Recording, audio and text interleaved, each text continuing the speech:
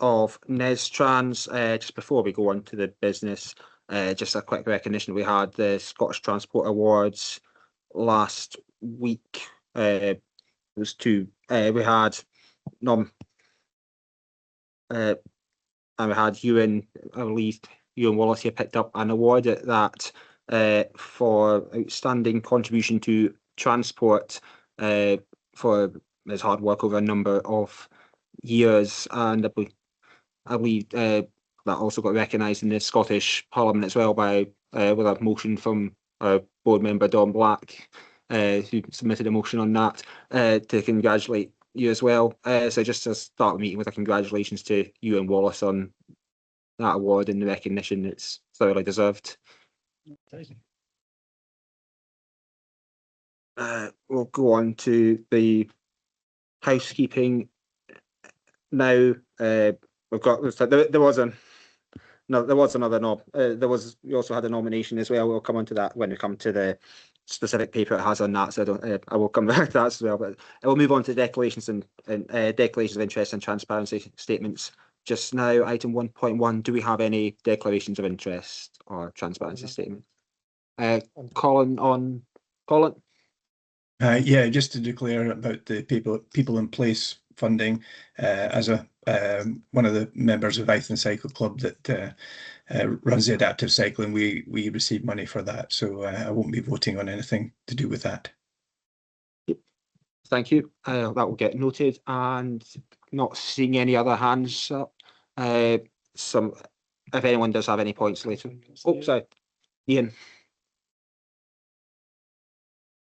Thanks, Michael.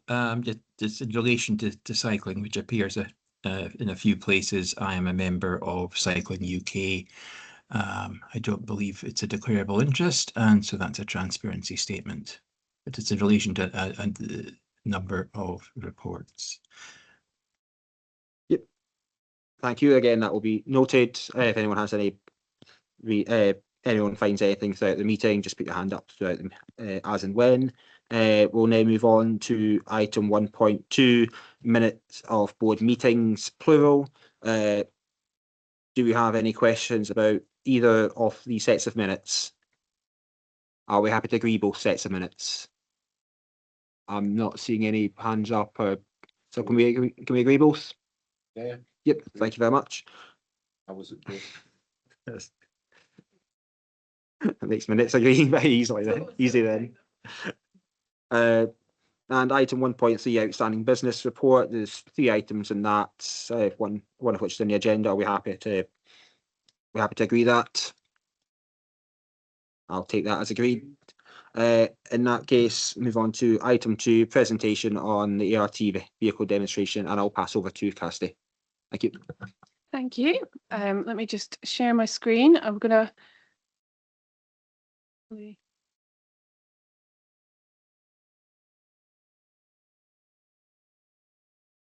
Just a moment. There we go. Lovely. Thank you very much. You're probably all aware that we had the Aberdeen Rapid Transit demonstrator vehicle with us in early June. So I'm just going to take an opportunity really just to kind of provide a bit of an overview of what we did, what we were trying to achieve, the outcomes of that, and a bit of a flavour of some of the discussions. We've also pulled together like just a wee video with some of the photography and footage that we captured during the event. The opportunity was provided to us by Irizar.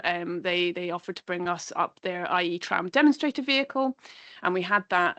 We actually had it for a period of 2 weeks, but we had it out on public display from the 4th to the 11th of June. Previous to that, it had been, I think, in Hertfordshire before that. So it's obviously sort of doing the rounds in terms of some other cities. But it was a good opportunity for us to have it up here in the northeast. We move forwards. What we were trying to achieve, with having the demonstrator vehicle was really an opportunity to explore public views on the vehicle, one of the key elements of a bus rapid transit system. We wanted to raise awareness and expand awareness of an understanding of the Aberdeen Rapid Transit project. And also we saw it as a really good opportunity to expand our database and sort of media reach. So, to put us in a better position when we come to do further consultation and engagement. We wanted to stimulate conversation about the vehicle type. We asked a question about that in our autumn engagement. We got really high response in support of that tram style vehicle. 75% of people expressed a positive opinion on that. So, you know, this is a really good opportunity to build on that consultation and what could this really look like, you know, in reality, and just sort of start a bit more conversation around the vehicle. We took the opportunity, or we saw it as an opportunity, to do some more targeted engagement with elected members, with young people, disability groups and key stakeholders and key destinations across the region. And it was a really good opportunity to do some get some real world operational insights into how that vehicle, you know, which is identified in the strategic business case as the preferred option. Obviously, we're still working through the detail, but what does that really look like, and how does that really operate on the streets of the Northeast?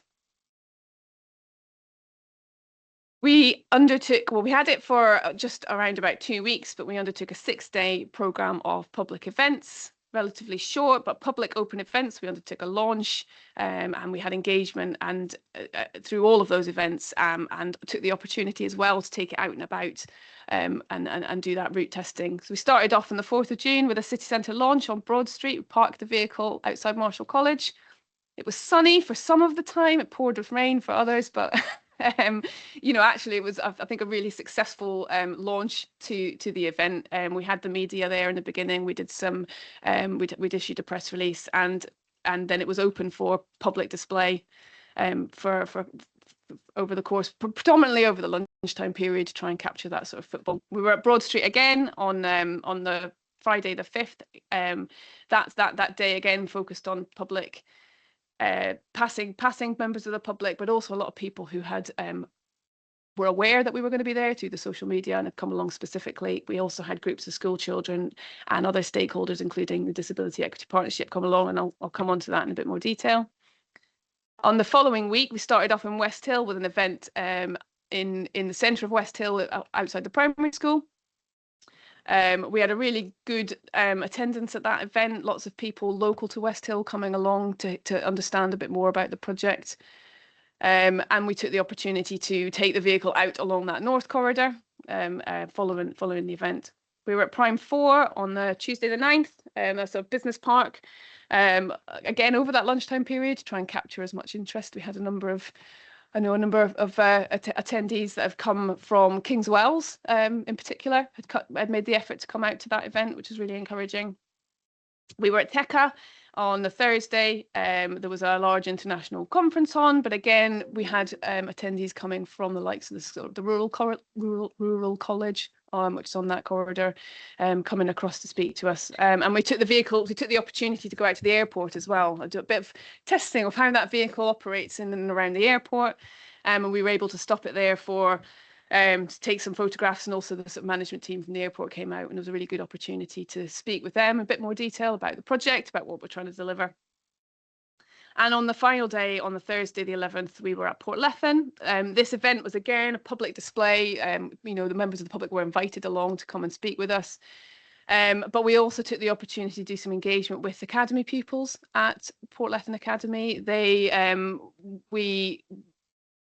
One of their S3 geography classes do a case study on urban transit, and we were able to take advantage of the fact the vehicle was there, and Stantec, the team that are delivering the outline business case, came along and ran a session with those pupils, and gave them the opportunity to come out and see in a bit more real world what some of the things they're discussing. So that was really successful and well received, I think, by the head teacher and the deputy head at Portlethen Academy. And we also on that day took the opportunity to run it down that south corridor and around and about.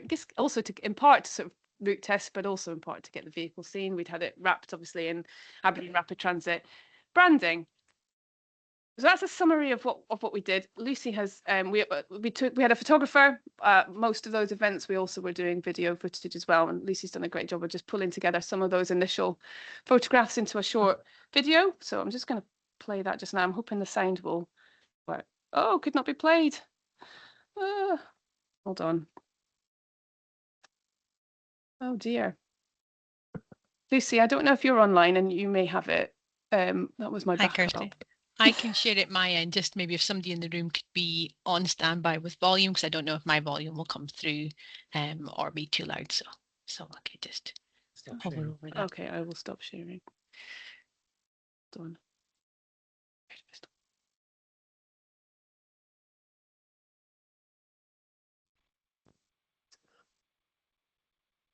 Has that come through? That's come through, yeah. Okay.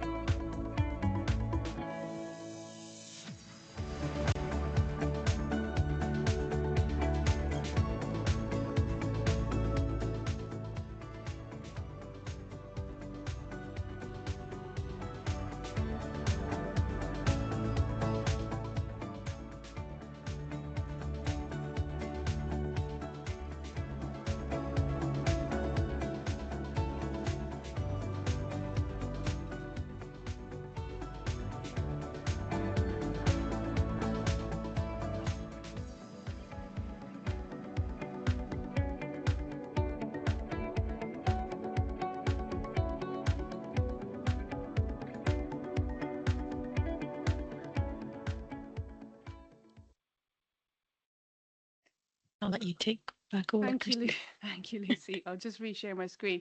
But what that video shows, I think, is the key destinations along the route that we took it to. What it doesn't show is the torrential rain we had at points on that, which made it a bit of a challenge in terms of capturing some of that. We did take it into Craveston Park and Ride, Kingswells Park and Ride, Bridge of Dawn. We don't have particularly good photographs of that because it was rather wet. But I think actually over the course of the whole week, we achieved everything in terms of the events and the route testing that we wanted to come away with. So that I think was really positive.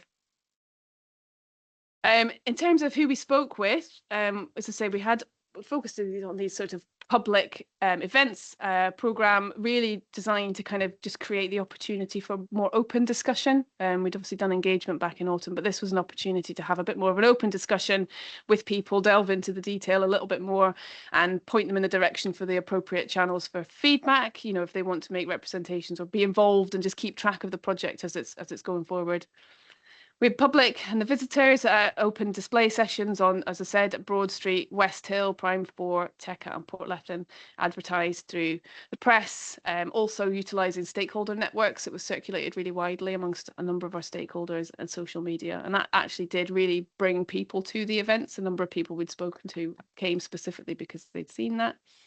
We even had one who'd seen the bus coming up on the A90 and wondered, what is that? I'm going to come along and find out more. So. We had a range of elected members across local councillors across both Aberdeen and Aberdeen City. So thank you for that, and MP and MSP as well.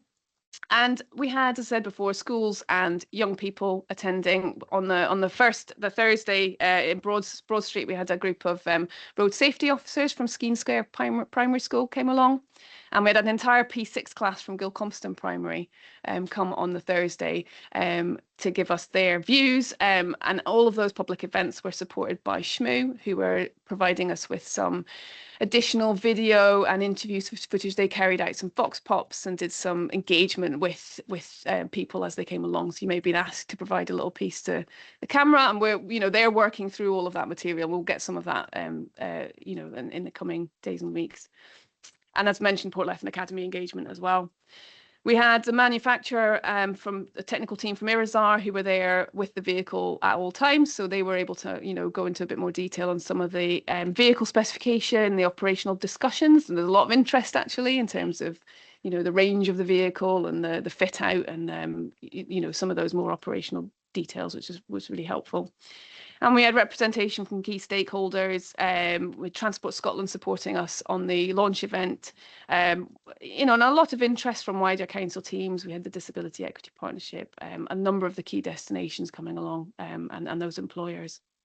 And we got some, you know, a good amount of media coverage. There was articles that you've probably seen in the Press and Journal, on the BBC. I think, Paul, you were on North Sound as well, Aberdeenshire Live, and there's also an article, I think, I'm not sure if it's been published yet, but Bus and Coach Weekly as well. And as I say, supported by SHMU throughout all of the events as well. So we'll be able to provide our own kind of, they will be producing our some video footage and some of those interviews as well.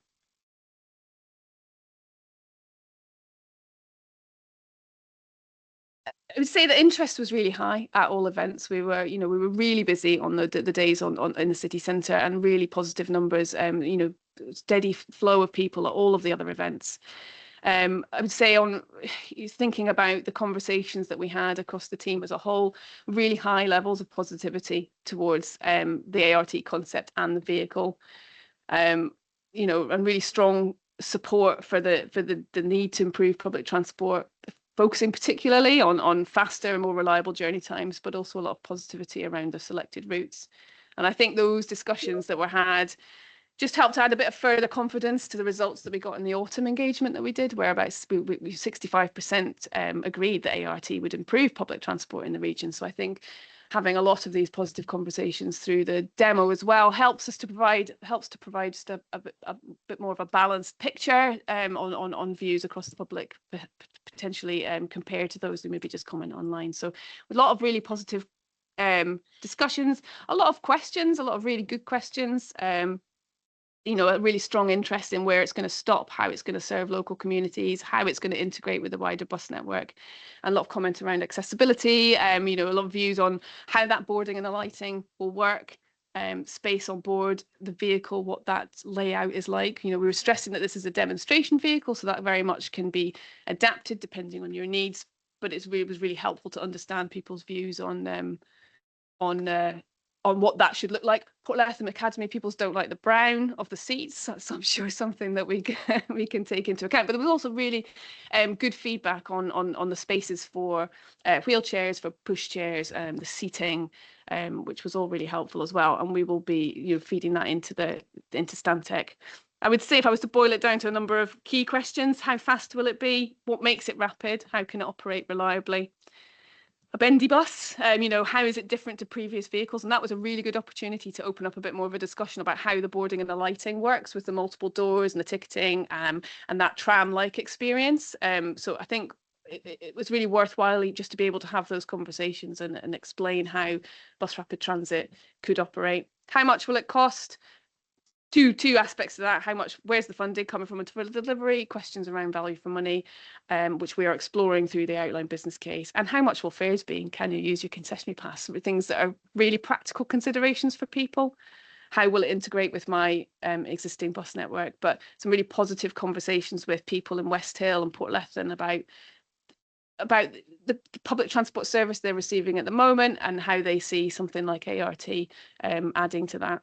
And then, when will it be delivered? That was a big question as well. You know, when will we see the vehicles on the streets?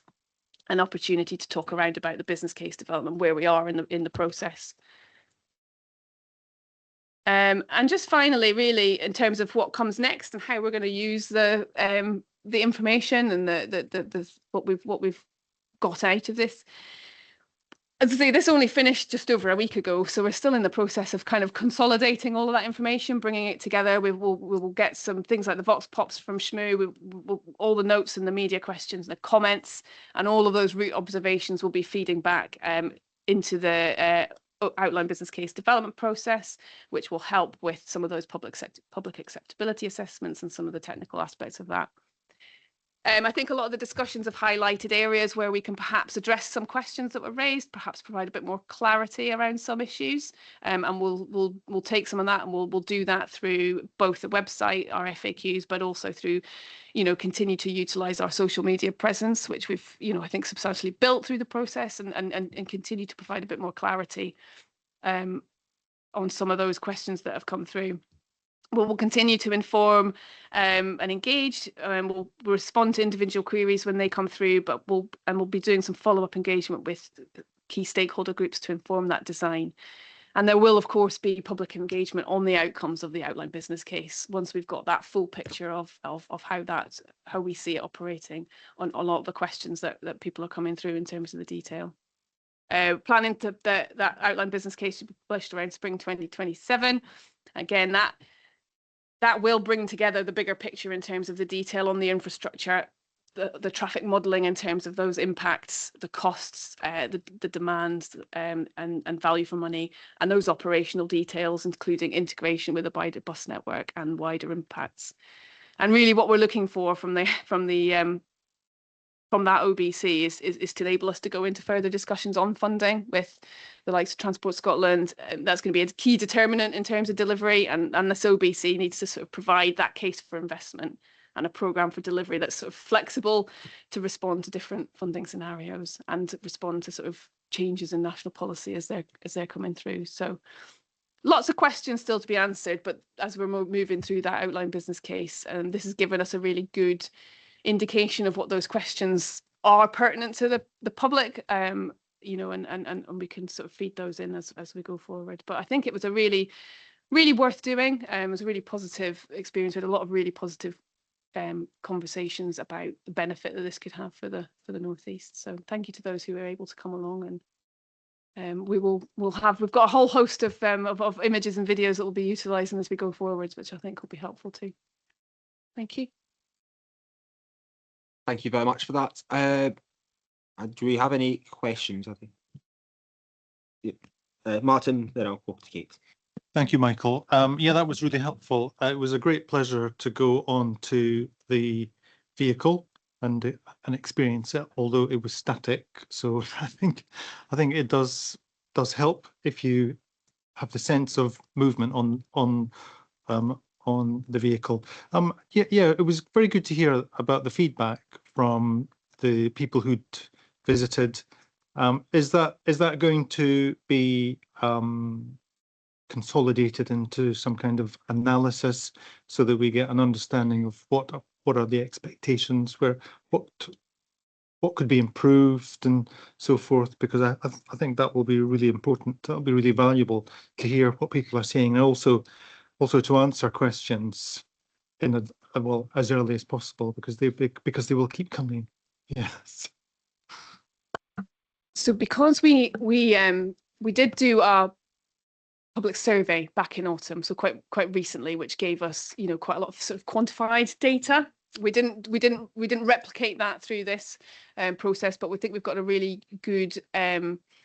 It's enabled us to kind of ratify some of that, I think, you know, in terms of the opinions that are coming forwards, build on that, and it's given us a really good indication, because, you know, through the survey you can only ask very specific questions, and just to have more in-depth discussions with people on what they think and their concerns. We will pull together all of the information that we've received. We will do a sort of a view of the sentiment that's coming through online, the sentiment that's coming through the discussions that we've had, and we will pull all of that together.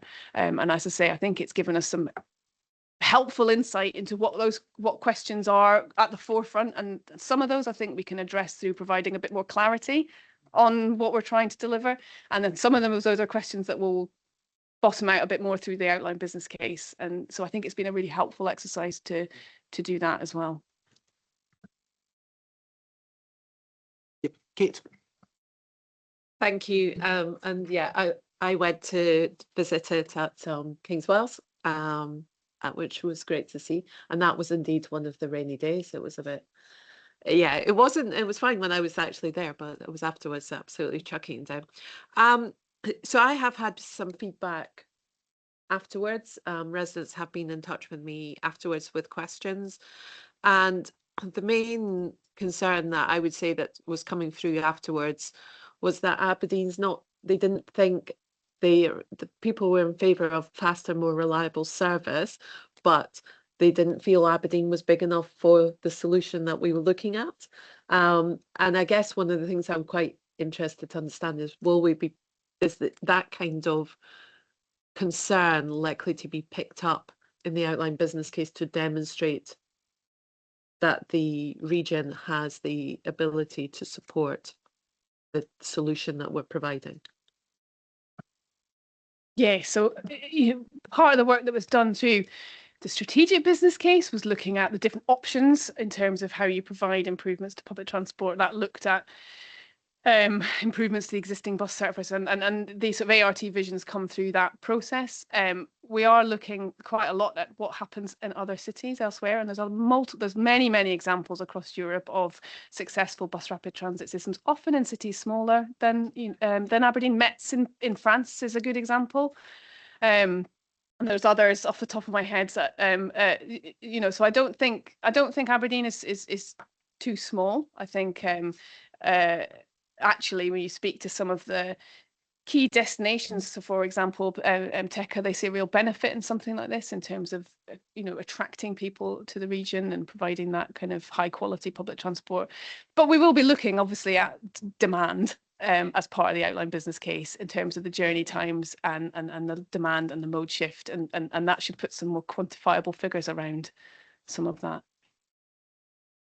Well, another thing that I got asked about afterwards was about why we would not be looking at a model that was built in the UK. That was because somebody actually said to me, why is this not going to be built by Alexander Dennis? Now that's very specific, but there was an interest in the UK, economy, the benefit to that of having this type of activity. Yeah, so I think on that, I would say, we were provided this opportunity by Irizar, who are a manufacturer of bus rapid transit vehicles. We would obviously need to go through our own procurement exercise, if that's the route we decide to go down. And ultimately, yes, that would potentially be a consideration. So they're a manufacturer, and it was a good opportunity that we took up. But we were quite careful, I think, in the messaging to sort of indicate this is a demonstrator. It's one example. This is what it could look like. So, yeah.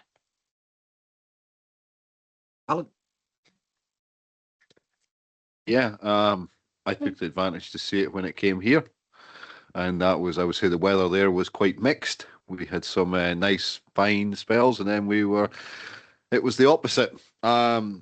Obviously the project itself has been ongoing for a while, and I realise, as you've got in the presentation, it's not until spring next year, but it's often when you actually bring a demonstrator and you put a vehicle actually there, people can actually see something that's a bit more tangible and real as opposed to reports. And I don't mean that negative in any way. It's just it gets the message across. I think one of the key things, and you'll come on, is, and I saw it again on the slides, if I am right, it says across the top of the demonstrator, a vision for transport in the Northeast, as opposed to the vision. Okay, because certainly what I would say from, I'll say, the wider Northeast is it's a very much mixed topic. A huge number of people against this, totally, from the further out. And it's basically, as I was saying, so that's fine if you're in Portlathon or you're in West Hill. We're so much further out. How is this going to affect us? There's only so much money. We report it as the council. I realise I'm Nestrans today, but we report this all the time in terms of just the pressures and everything we are under to deliver services, etc. The bus companies report it themselves. So if we go for this, does that mean, how is that going to affect us further out in terms of provision of transport out in these further out areas? So I realise that that's maybe not in there. I raise it right now because it gets raised with certainly myself from further south, and I've had it from people further north up, basically saying, how is it going to impact us? Does that mean we're going to lose buses, right, or lose public transport? So I realise you may not be able to answer, but I feel that needs to be there. The second key thing here, actually, the vehicle itself, when I went on it, I thought it was brilliant. I compare it to vehicles I've seen elsewhere in the world, etc. And the first thing that went through my mind was I actually thought it was a little bit small. I was expecting something to be a bit longer. That wasn't because of the old bendy buses.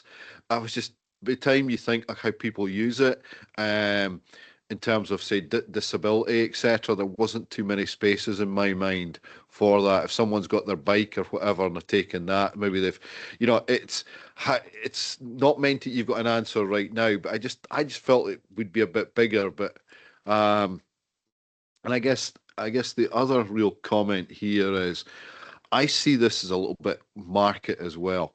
If the market is to improve transportation, say, I'll just pick an example, from the airport to the city centre.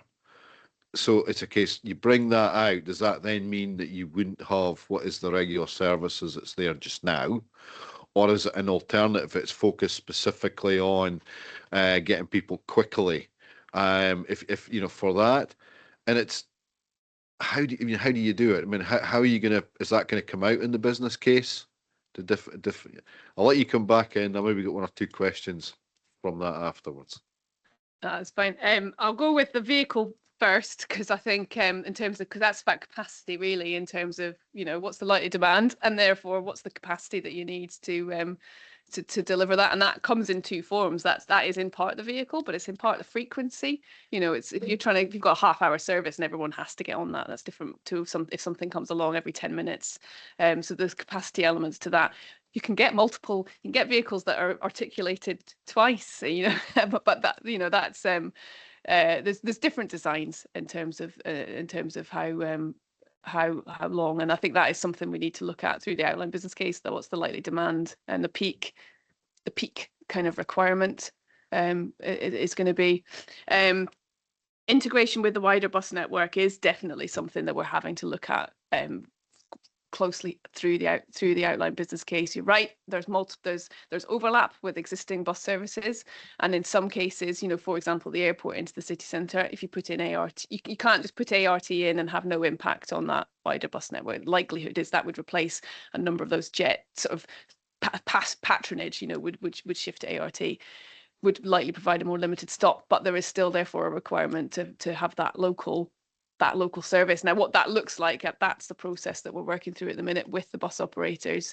If we want to put in that vision, this is what we want ART to look like. How can we operate that in partnership with you, and what does that mean for the wider bus network in terms of the stopping patterns and the wider bus network? And I think both bus operators see it as an opportunity to review the bus network as a whole, so that you can improve the bus network as a whole and not just put ART in on top, because you don't want to end up in a situation where you're undermining one or the other through competition, for example. So so that is absolutely a part of what we're trying to explore through the outline business case. In terms of the wider bus network, yes, I mean, ART is an urban transport solution. It's a high capacity urban transport solution, which extending those benefits, you know, for people travelling into Aberdeen City and also out to the likes of West Hill and Portlethen with those key employment that they have there.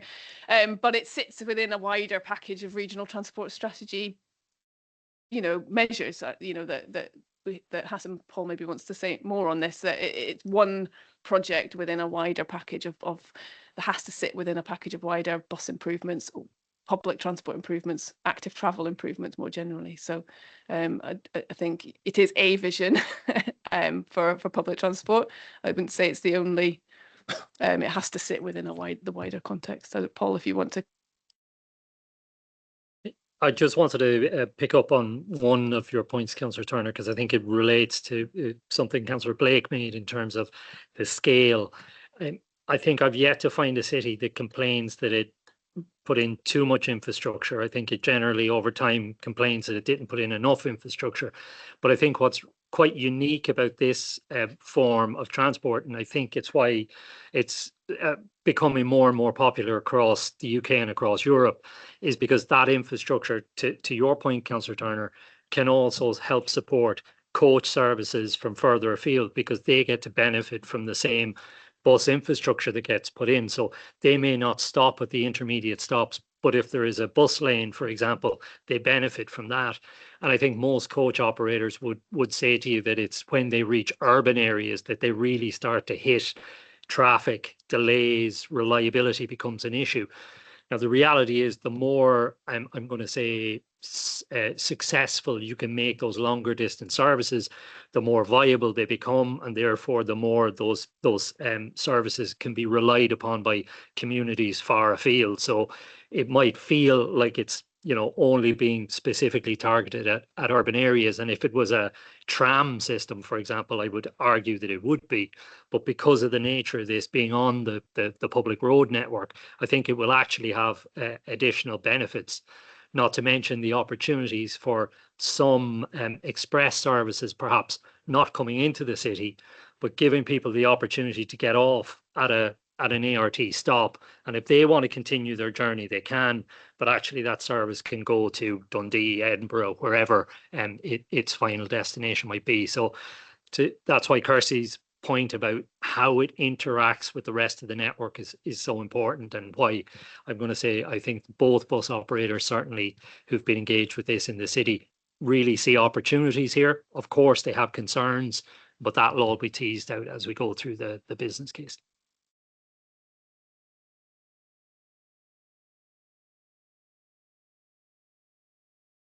Yeah, I think the point here is it's not either or, it's and. Yeah. ART is a solution primarily focused in that urban network, but we're not. Well, Nestrans is not a one-trick pony. We're very interested in how we can develop, enhance, support the rural bus services, how we can use some of the new policy developments that the Scottish Government are coming out with, and how we can grow the bus market and actually use that to support better with more frequent, more viable rural bus services as well, because it's the whole picture of the regional transport strategy that we're interested here as well. And it's not just obviously the interest in buses. We're also interested in how we can improve the strategic road network, all the work we're doing with the junctions up to Peterhead, and they're continuing to press for the work in Lawrence Kirk, etc., as well as a whole range of work we're doing with specific communities in terms of their active travel. So I guess it's not either or. This is one element, one piece of the jigsaw, and we need to keep on developing the other pieces of jigsaw for that regional transport strategy to be realised. No. Right. In that case, Ian, I'll bring you in now. Apologies. No apologies needed, Michael. Yeah. I must, I was impressed by the vehicle, and it was nice to actually get on board the demonstrator and see it from the inside. It's certainly got people talking, and that's a good thing. But there's a but coming. We've got people talking, but and I'm paraphrasing now, but what I'm generally heard from people who chatted to me about it was that it seemed to be a nice thing to have, but not necessarily at the top of the list of things people wanted to see to improve public transport in the city and Aberdeenshire. So sort of not nice to have, but certainly not at the top of the list. And what I kept getting told by folk, mostly from Aberdeen, obviously, but one or two people from Aberdeenshire as well, is what they wanted first was better bus services with, better frequencies, earlier and later buses, and importantly, services to communities that don't currently get any service or very little service. And that they saw that as a much better use of resource than the nice to have Aberdeen Rapid Transport. I take the point, it's not a neither, or it can be not an either or an, it can be an and. But the concern that I was hearing from people was, this is so expensive that it's going to suck up all the public sector investment in public transport in the Northeast for a number of years, when that investment could be better used, not necessarily in improving bus services, but in other things as well. I appreciate their different points of view, but that was overwhelmingly the feedback I got to folk that spoke to me or I asked about it since the demonstrators' visit. Thanks, Chair. I mean, those viewpoints were certainly raised. I think I would say a lot of the people we spoke with, I think there was general agreement that the public transport system at the moment is not meeting the needs of people, whether that's kind of local communities or it's just not reliable, and it's certainly not attracting people out of their cars onto public transport. One of the objectives of ART is to provide a high quality, attractive, competitive public transport option that results in mode shifts, and that obviously links into wider objectives around sort of climate change, but also economic development of the region, and attractiveness of the region. So that there was, I think, a common feeling and a common sort of view that the current public transport system is maybe not going to do that, and it's not reliable enough and it's not fast enough to be an attractive alternative. As I said before, I think that integration in terms of how communities access ART, we are looking at 2 cross-city routes, but that integration with the wider bus network and how the public transport network feeds into those communities is equally as important, and I think is part of that bigger picture of bus provision, bus provision across the city and Aberdeenshire. And how, you'll see with bus rapid transit systems in other places there, the shift that they've been able to kind of deliver through bus rapid transit in terms of the numbers of people using it in those key corridors has had an impact on that wider bus network, that services have started feeding into those higher capacity routes. So I think the objectives being sort of about enhancing connectivity and about enhancing public transport, but also about providing a high quality service that encourages that mode shift. Ian, do you have a follow-up? Yeah, thanks, Chair. I don't disagree with anything that's just been said. The point I was making, certainly the feedback I got was very substantial along the lines of nice to have, but not what we'd want to see done first of all. Not suggesting it's a bad thing. I'm just suggesting that it's maybe not the best thing to do with a finite amount of funds. Certainly that was the feedback I was getting. I know the business case will help clarify things, and I look forward to the opportunity to read that. All I ask is that we keep, I'm sure we all do anyway, but just keep an open mind about things.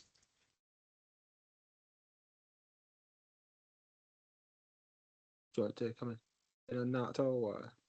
No, I suppose just to say that, yes, I guess that, well, the business case will provide a bit more clarity around some of those quantifiable benefits that we anticipate ART being able to deliver, and that will put a bit more meat on the bones in terms of what we're asking people to consider. And of course that ultimately will come down to the consultation on the wider business case, giving the public and wider stakeholders the opportunity to really understand what it could deliver, and the costs of that, and then to go into those sort of funding discussions. So yeah, it will be subject to full consultation and decision making as we go forward. Yeah, I'll just pass a couple of additional points here, in that the ART is a package of measures, and many of those packages of measures that will be introduced through this will actually have a almost transformational impact on the rest of the bus network. The bus priorities that we put in benefits all services. The new ticketing arrangements, the tap on, tap off, the quicker boarding could also have that knock-on benefit. The investment of the information systems as well. It's not restricted to art is built up from a number of different packages. It's not just the vehicles and the limited stop patterns and the bus stops. There's a whole range of other things that go in to make that up. And if we can grow the bus market in the northeast, that actually that actually improves the commerciality of the services, and actually provides that opportunity to have a more robust network in many respects.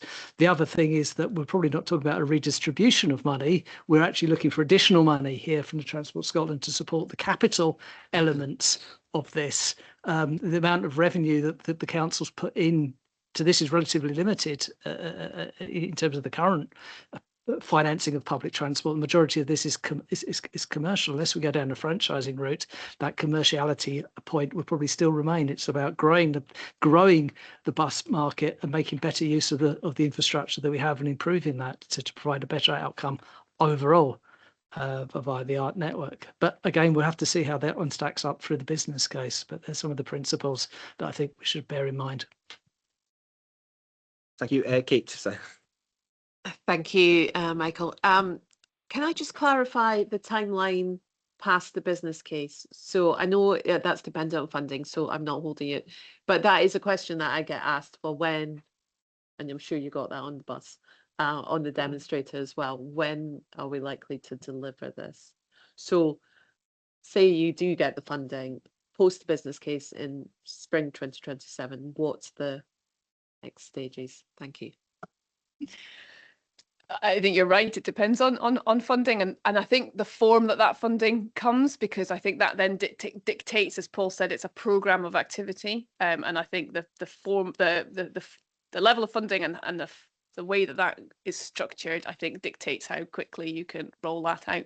I mean, it is about progressing the bus priority. And the halts, and I think those, when you've got those in, is the appropriate time to bring in vehicles. So when we were speaking with people on the vehicles, we've always said around about sort of a 5, 7, 10 year time frame is the sort of kind of time frame that we're looking at in terms of delivery, but it is very subject to, say, not just the amount of the funding, but the structure of funding and how that enables you to progress quickly. And the outline business case really needs to provide us with that delivery programme that is flexible enough to respond to different funding scenarios, in terms of how we roll out that delivery, in terms of the infrastructure, and to guide us in the way of, like, well, what's the most effective way of rolling it out? Is it a one route first followed by another, or is it, you know, there's different ways of doing it, and I think we're looking for that OBC to help guide us in terms of what that delivery looks like. So it's not a definitive response. There's a lot of variables, but what we're trying to do is develop a case where there's flexibility to respond to different scenarios in terms of funding and different changing national policy landscape as well. So, not seeing any hands, I'm just going to chip in with a quick question of my own as well. So it's covered in the press coverage as well, but it's mentioned that, so there's an article from PMBT, 5 things rapid transit needs to convince me to leave the car, in the Press and Journal. Quickly, it was competitive prices, faster than existing bus services, location, reliability, and live tracking. Is it possible to get a very quick overview of whether they'll be doing those 5 things? Just yes, I mean, I read that article. I thought it was a really interesting article, and I read through those 5 things. I thought, yes, that's fine. Yes, we're doing that, and yes, we're looking at that. So faster and more reliable journey times absolutely needs to be delivered through bus priority. The ticketing is a really key aspect of it. I think he talked about live tracking. Obviously, that is part of our bus network as it is, but you know, that is an integral part of what ART needs to include. The tap on, tap off ticketing. I've forgotten what the other ones were, but there was nothing on that list that alarmed me and thought, oh no, we're not looking at that. We're absolutely looking at all of those aspects, and I think they're all fundamental to what would make a bus rapid transit system successful. Yep, thank you very much. I'm not seeing any more hands. In that case, thank you very much for the presentation and for answering all of the questions that we've had for you. And on that note, we'll move on now to item 3.1, budget matters, unaudited annual accounts. Tina, do you want to give us a quick overview of that, please? Thank you, Chair.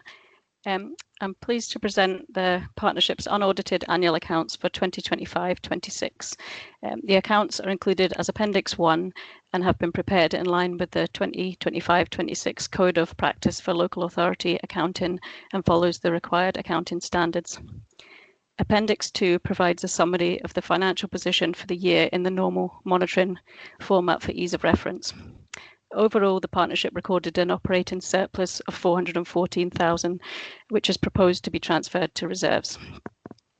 After taking account of this year's surplus, total usable reserves would stand at 3.454 million. Of that balance, 1.721 million has already been earmarked and approved by the board for projects that have not yet been completed. This earmarked reserve figure would rise to 1.849 million if the final continuation of funding requests in Appendix 3 are approved by Board today, leaving 1.605 million unallocated reserves to support future projects and priorities which are considered as part of the 5-year plan. I'd also like to draw the Board's attention to the management commentary and annual governance statement within the unaudited accounts, which provide an overview of the partnership's activities, governance arrangements, and financial performance during the year. And finally, please note that there has been a change to the disclosures around pension benefits since these unaudited accounts were prepared due to updated information received yesterday from the pension actuaries. This is only to the value of £10,000 and is an accounting adjustment only, which does not affect the surplus or usable reserves. I'm happy to try and answer any questions. Thank you, Chair. Thank you for that. I think before we have questions, I think Ian's got another transparency statement to make.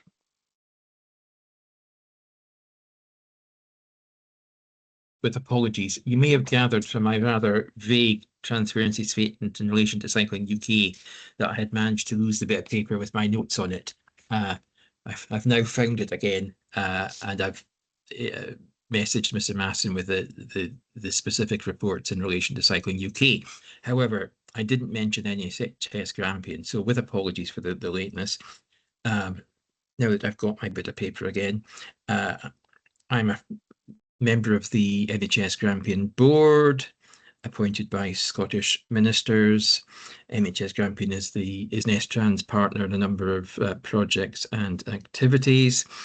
In relation to 3.1, the accounts, or the unaudited accounts, 4.1, the director's report, 4.2, the business plan, and item 7, the progress report. Having considered the objective test in each case, I don't believe that those are declarable interests. So this is a transparency statement in each case.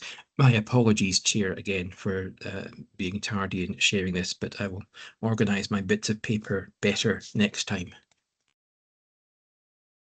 No worries, thank you very much for that. Do we have any questions on the unaudited accounts? Martin? Yes, thank you. I wanted to ask about the reserves because we seem to be quite considerably above the agreed minimum. Is that correct? And I mean, is that just because of the ongoing operation and budget interaction? Just some more information on that would be helpful. Just have that reassurance about staying within the reserves policy. In terms of the financial side of it, it is well above the reserves policy, partly due to just utilising and maximising external grants when they're available. But the reserves will be considered, like I say, as the 5-year plan. However, I think Paul Finch may want to say from an operational perspective, if that's okay. Yeah, absolutely. We brought a report to the board about the reserves policy, and we set out an overall plan over 5 years to bring the reserves down. The keyest aspect that we were concerned about is how much money we've been supported over the last 10 years with the strategic transport appraisal element of the City Reason deal. We know that that's going to come to a sudden stop next year, and there may be requirements to continue some of the business and design work that has been facilitated through that. But we're also mindful of a couple of other chunky projects that may also require some form of support. Lawrence Kirk Junction, for example, there's aspirations for helping to develop local rail stations to the south of the city that have been stated there, as well as other sort of design and business case work that is going on. So that paints the picture of there is that reserves element, but then the investment plan that we're building up for the work we're doing on the strategic appraisal does point to future investment requirements on the network and in the regional transport strategy as we go forward. Thank you for that. So, is it the case that you're saying that you're just using the flexibility so that so that you can prudently plan ahead with budgets and so forth? You need that discretion through the careful management of what's available within, Yes, within the reserves. indeed. So and with that foresight as to how the next 3 to 4 years are going to pan out, we have that cushion, but we are also aware of the demands that will be arising over that period on the transport network and the requirement to support investment. Some of that investment is quite hard to actually pin down the timing of, but we do know that there is an aspiration or demands that are building up behind that. Thank you. I'm not seeing any other hands. Are we happy to agree the report in front of us? Agreed. Thank you very much. Item 3.2, 2026-27 budget matters. Jenny, do you want to give us a wee comment on that? Yes, thank you, Chair. This is the usual report to provide the board with an update on the budget monitoring for the current financial year. We've now received the offer of revenue grant from the Scottish Government, and it's been maintained at the previous year's level. A summary statement of income and expenditures given in Appendix 1 and shows spend of just over 355,000 to the end of May.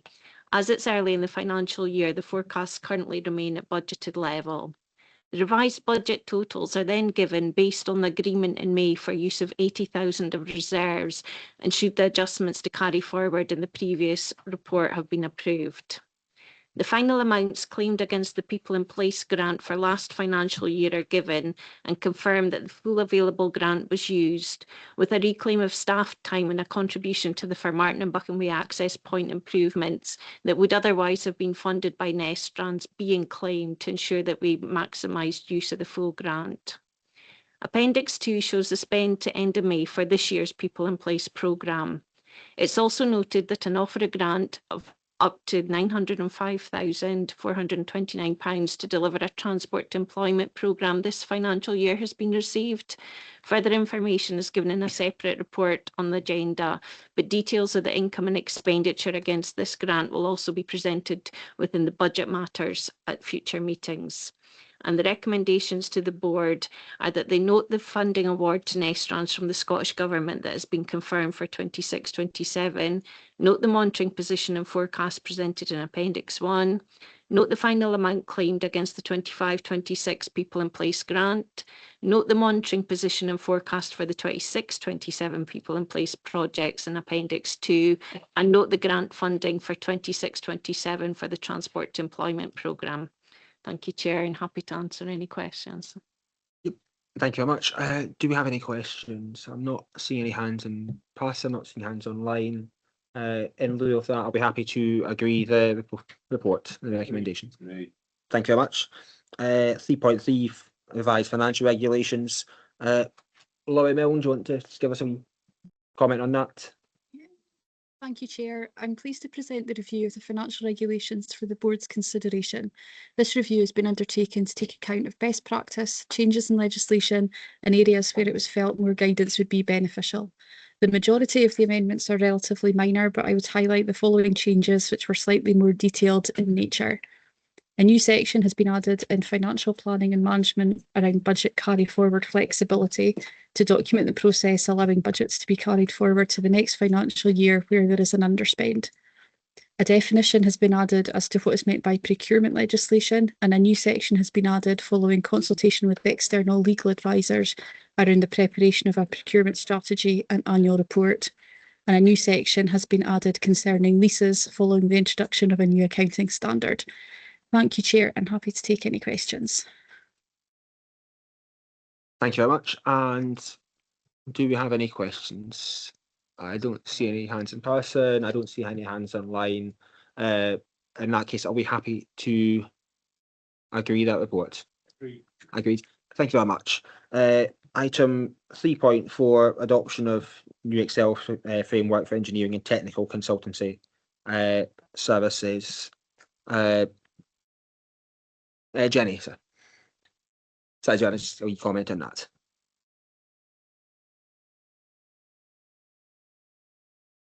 Yes, this report just seeks approval from the Nestrans Board to utilise the Scotland Excel framework for the supply of engineering and technical consultancy services, which is now available following a retendering exercise, and provided that the expenditure is incurred in accordance with the newly adopted financial regulations. Thank you.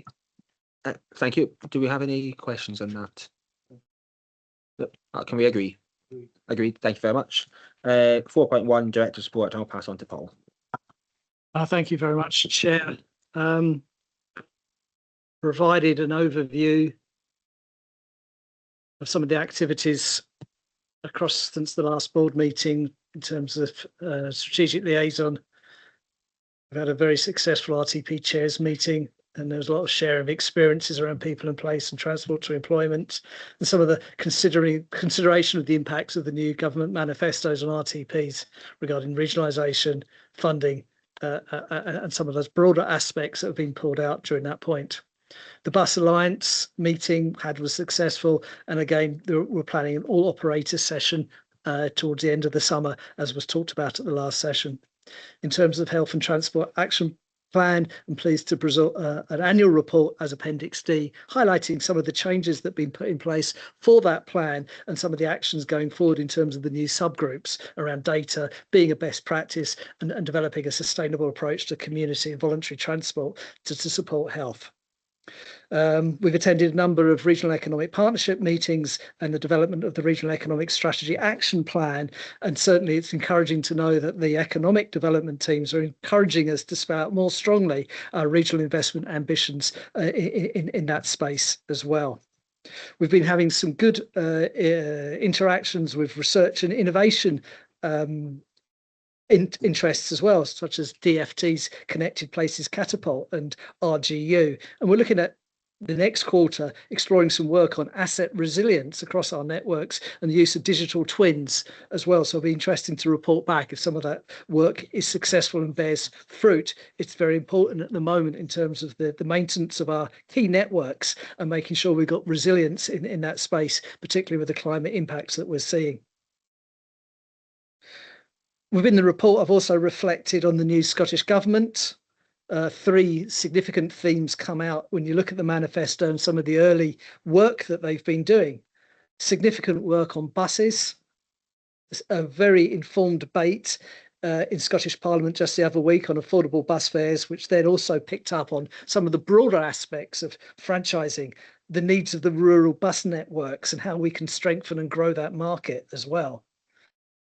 There's strong support for a regionalisation approach, which plays into the strength of the regional transport partnerships, but also a lot of elements around public sector reform. And it's interesting to see the commitments of moving Transport Scotland back to Scottish Government. And we'll watch very closely how that works, because we rely very closely on the informed relationships we have with Transport Scotland across a number of our work streams, and we hope that there won't be a chilling effect of that reorganisation in terms of moving forward our work streams going forward. It's also notable that the Buchan Line development was specifically mentioned, but also in the 100 Days manifesto, support for Tull of Burness and roads assets on our rural networks as well. In terms of the opposition manifestos, there was a broad alignment on a number of themes, if not necessary agreement on specific detail. In a minority administration, those alliances could be very important to us as well.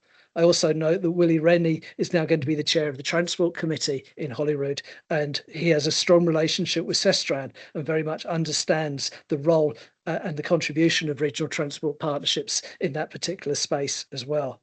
I've written out to all the MSPs who have been elected invitation to engage with them over the summer and going forward in that place as well.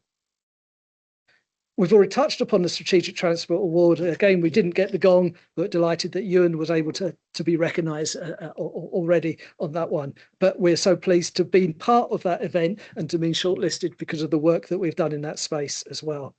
And finally, I've reflected on the press dominated by the ART discussion, and just to note that was the representation of that was impacted by protocols around pre-election guidance, but further press engagement is being planned.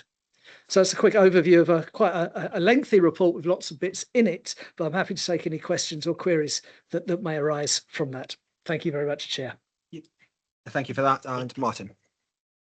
I wanted to ask about the section on community planning, which is on page 110. And I've obviously, I mean, my interest is especially informed by the Aberdeen experience. I think it's very clear that Nestrans has a very important and special role to play as a partner in community planning, and that's indicated. We just heard through the budget report the 900 approximate K for transport to employment. So a lot of our community planning focus is very much on tackling inequalities, tackling poverty, getting people to work fairer working lives. Transport costs is all a part of that. So I'm just looking at how Nestrans is aligning its research and its evidence and its commitments to that broader community planning framework, because when we worked, we're able to really share resource and encourage each other, and again, Nestrans has just such an important role to play in tackling poverty. I don't know, public transport, bus fares, and so forth. I think it's a really important point. And when I was reflecting on the government's press towards public sector reform, it was community planning that came to my mind immediately in terms of that shared ability to contribute to those agendas, not only transport agendas, but access to health agendas, tackling employment agendas, with our support, remembering that Nestrans is strategic, but supporting Aberdeen City's local transport team to really get into the neighbourhoods and some of those place impacts as well. And thinking about, and there is a paper later on about transport to employment and our ideas for that, but just also to say that the people and place funding, helping people get active, helping people learn how to ride their bikes, how to have that confidence as well, plays very much across a number of different themes. Obviously, the LOIP has now just been refreshed. We have an all-day workshop, I believe, on Monday. We're really going to get under the skin of that, and we're aligning ourselves to a number of those different themes in that space. So definitely, we have been included very much so. I mean, we're part of four, I think it was, three of the delivery groups, the OIGs previously, but now very much we're aligning ourselves with economic development, that wider social impact as well. So we're excited to get stuck in. And the key thing is to use what we're doing and not necessarily replicate new bits of streams. So some of the work that we're already doing and seeing how we can complement that. And I'd also then say beyond that is that it's really important that we also use that experience in Aberdeenshire as well. They're a slightly different stage, but they're very much focusing on place plans and how we've been able to work successfully with Ewan's team, Martin's teams, to actually get involved in some of these place planning meetings and demonstrate how the work that we're doing feeds through into those local area concerns. We might not be the ultimate delivery agency on the ground in those specific places, but some of the work we've been doing strategically on mobility hubs, for example, rural bus network, strategic active travel network, do feed through into that environment. So yeah, we're pleased to be part of that process, and we see it as a core part of our work going forward, Councillor Gregg. Thank you. I'm really encouraged and grateful that you're so thoroughly embedded within the community planning process. That's really encouraging, because transport poverty is a key part, links into everything else. Thank you. Thank you. I've got Isabel on the line, and I'll go to yourself, Kate. Thanks very much. It was a question that came just when I was looking at the Transport Partnership report. There was a meeting in Aberdeenshire about various problems with poor road use, especially from Peterhead to Tulliburness and that sort of thing. And we spoke then with Transport Scotland about driver education for poor driving. So if they're, instead of getting fined, they get education instead. And there was a suggestion, and they don't get points off their licence, is that right? Anyway, there was a suggestion that that was going to come in with a very few months of that meeting that we had, and it's never seemed to have happened. I mean, I'm not entirely certain, because I've only, I think, ever once had points on my licence. So, but it would be good to know if there is any progress with that. So, you know, it's maybe not something that's come up recently, but it's maybe something you can keep in mind for the future. It just triggered that memory about that project coming. And the other one was something that you said about the £2 fare. And is there any consideration about it or free buses for all would have on the networks, and should the networks be run a completely different way? For instance, should they become public networks instead of private networks? Some great questions there. The first one I'm going to hand across to Caroline because she helps with the road safety North East Scotland. She's more involved with that. And then I'll take it back in terms of the bus stuff as well. So Caroline, please. Thank you, Councillor Davidson. Yes, so this is an ongoing piece of work through Road Safety North East Scotland. And I know I keep saying this to you, but we have an ops group meeting for Road Safety North East Scotland tomorrow where this is going to be raised and discussed. And it will be a collaboration with Police Scotland, local authorities and ourselves to do a similar piece of proactive work, a bit like our winter road safety campaign, addressing some of the poor driver behaviours that I know exist on that stretch of road. And we're also working with some of the hauliers to think about how they are impacted by this. Had the opportunity to go up to Fraserburgh and travel the route in an HGV, which is very instructive. And Paul is engaging with colleagues at Transport Scotland around about this too. So it's very much something that's still on our agenda. As ever in the public sector, it is a question of getting timings to align, but it is something that I will raise tomorrow. I'm chairing that meeting. I will take this as an instruction to try and move this forward, and we can of course provide the board with a further update when available. If this happens in advance of the September meeting, happy to do so. Thank you very much. And thank you very much. Timing. Timing is excellent as ever. Caroline, thank you very much for that. And £2 bus fare. Currently, as we are aware, we were unsuccessful with our bid. The High Trans, Z-Trans, the islands will receive this this support of a pilot.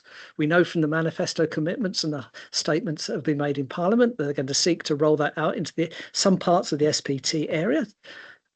They are then also going to introduce better bus legislation. I would suggest that our influence on the better bus legislation, when we see it, will provide an opportunity to ensure that there are benefits on the network and an opportunity to grow the network, not just in urban areas or on the mainline corridors, but if we can grow the network as a whole, then there may well be opportunities to use that mechanism because of the funding that is going into that to see if we can secure better, more reliable services for the rural outlying areas as well. So that would be a sort of a consultation objective when that legislation comes through. At the moment, we don't have those levers to pull, but I would like to think that as that legislation and the consultation for that comes forward, we could be of an influential voice in ensuring that that occurs, because I'm quite aware that we have allies across the rest of Scotland who have large rural areas who have the similar issues as you have described in terms of our bus networks out with the urban and mainline corridors. Thank you very much, Councillor. Thank you.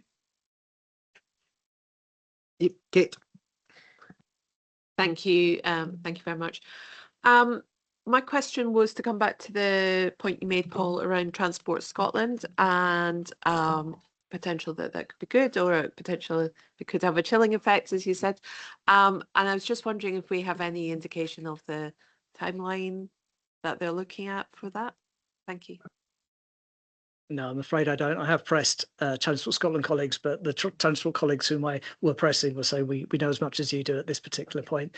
But we will be very close to that, and we will seek to just make sure that the key requirements that we have are not diminished in that respect. But it's part of a wider reform agenda which is happening across a number of public sector agencies, and we'll run with it. We'll be agile and we'll react to it as it happens. I'm not seeing any other hands. Are you happy to agree that? Thank you very much. And now at 4.2, Nestrans business plan, and back to Paul. Again, thank you very much, Chair. The business plan sets out what we're focusing on for the year ahead. It works alongside the annual report, which will be published coming forward in terms of how we have done and what we have achieved. In the opening sections of the business plan, I wanted to be clearer on what we do, how we do it, and I guess by implication what we don't do in terms of that duplication of some of the local local transport systems as well, because we've got two councils who are very good at doing that themselves. I wanted to spell out the pressures and the priorities for the year ahead, and I've detailed those on pages 166 and 168 to 268 of the report. I won't necessarily dwell on those at the moment. Indeed, some of those pressures I've already talked about in the director's report going forward. And towards the end of the report, I've sought to consolidate the variety of funding sources that we actually have, not only our revenue, but our capital, the people in place, transport to employment, the final year of the city region deal funding is all being managed by us in terms of that wider package going forward. And indeed, I think I calculated that we have a programme of almost £9 million in the current year, and that is reflected in terms of core funding from the councils, 134k each, and a total of 2.2 capital coming from the councils as well. So we've got a big task ahead of us in the year to make sure that we effectively and efficiently are able to utilise that funding for the benefit of the North East, and to make sure that we've got a legacy going forward, particularly post the strategic the CRD, in terms of investable projects and a pipeline of viable aspects to take forward as well. And just also to say how important local authority delivery is in terms of that capital plan. Many of those aspects in the capital plan are reliant on the local authority delivery teams in terms of the wealth of programmes we've got across local authority, bridges, roads maintenance going forward as well. So that's a high level summary, Chair. I'm happy to take questions as we go forward. Thank you. Thank you very much for that. And do we have any questions? I see no hands in person. I see no hands online. Can we agree the recommendations? Alan. Oh, sorry, Alan, apologies. I can always wait to see if someone will go first. I guess I'll ask a question on office accommodation. I see it in there. You're sourcing options, but you haven't actually given any timelines for when you actually might decide on that. I just wonder if you've got any ideas on what you might be doing or when. We've committed to doing options appraisal, and the plan is to bring it to the September board. Kate. Thank you, Michael. Yeah, one of my questions really was, you kind of reflected in the report about capacity challenges. There was obviously talk about that in relation to the art as well, and potentially it mentioned around active travel, and I guess to my question was around how that there'll be, and the need to prioritise. I guess my question is, when are you planning to do that? How are we planning to prioritise the active travel based on capacity challenges? I think you're talking there about the pipeline of projects. Mm-hmm. The regional we've got a regional active travel network. Yes. And we are liaising on a monthly basis with our local delivery partners in terms of the pipeline of projects that they have. So for the coming year, we have an established prioritised programme of work going forward. I think we have an element of funding in terms of the active travel action plan, where we will spend some more time across the year looking what the tail of that pipeline looks like, so that when we come to the budget proposals for next year, we actually have those agreed and lined up going forward as well. Okay, so there won't be further prioritisation based on the staffing constraints that you're flagging up within that report? The capital plan programme for active travel has been built on the proposals that have been submitted by the two councils, and they are confident that they can deliver those as they come forward. Sometimes competing priorities do happen, projects overrun, and sometimes the two delivery teams in both the councils have to juggle their resources around, as you're aware. So there is some implicit prioritisation within that. As a regional party, I'm very keen to establish that longer term pipeline and see how we can make that more secure going forward and slightly less ad hoc. Thank you. I'm not seeing any last chance for questions. Can we agree the business plan? Agreed. Thank you very much. 4.3 is Nestrans risk register. Do you have any questions on that? I don't see any questions. I don't see any hands, at least, for questions. Can we agree? Agreed. Thank you very much. 4.4 Regional Transport Strategy Monitoring Report. Caroline, do you want to give us a brief comment on that? Thank you, Chair. Yep, so the purpose of this report is to present to the board a streamlined monitoring report for the regional transport strategy that provides an update on key indicators and metrics. And critically, alongside this, it offers some additional context on the role of Nestrans in achieving improvements and meeting the targets that we have set for the region. At 4.2 in the report, members can see how the indicators link back to these 6 high-level priorities, and this essentially provides the scaffolding for the rest of the report that's set out in Appendix A. The streamlined approach that we've adopted this year focuses on outcomes. And this is underpinned by the aspiration that the monitoring framework should demonstrate that Nestrans is proactively fulfilling its strategic remit to achieve those ambitions that are set out within the RTS. And this is all about creating a focus on outcomes and impacts. It's recommended that the board notes the contents of this report, approves the RTS monitoring report attached as Appendix A, and approves the publication of the monitoring report on the Nestrans website and wider dissemination of the findings. Thank you, Chair, and I'm very happy to take any questions on this report. Thank you much. I think I see Martin's hand up. I had a couple of questions, and one was on the long-term decline in injuries, fatalities of road users and cyclists. Do we know why, and can we be hopeful that that trend will continue to decline? Anything we can do to indeed enable and encourage that? It is a positive to see that there has been this decline. Absolutely.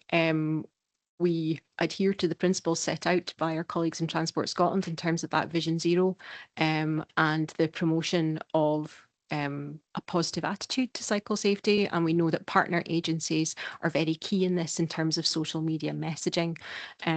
Through Road Safety North East Scotland, we keep a very close eye on statistics through Reported Road Casualties Scotland, but also through liaison with appropriate teams at both local authorities. So should these statistics start moving in the wrong direction, we keep an eye on that and look to use our regional influence partnership working to try and understand why that would be the case. Thank you. The other question was about there's a bus satisfaction section and where is it? It's a punctuality section and punctuality and reliability on page 211. So the two present quite positive pictures. Just mentioning that it's not really the experience that I have from constituents, because I get quite high volumes of complaints about, well, constituents seeing unreliable buses, unpunctuality. So I'm just throwing that out there, you know, public perceptions, public experiences might conflict with this more strategic picture. So I'm sure you're aware of that. Certainly, Councillor Gregg, when statistics come through, we're using published statistics that are provided by the bus companies to the Transport Commissioner in terms of how they are presented.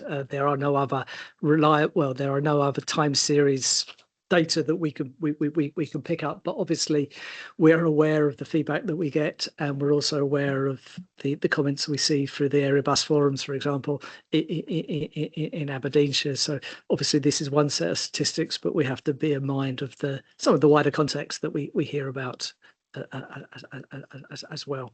Yeah, it just looks like a kind of a misalignment, because looking at this, I would kind of be expected to go back to constituents and say, oh no, we've got 99% reliability of buses and 98%, which is kind of clashing with what residents are saying. So thank you for that. Thank you for listening.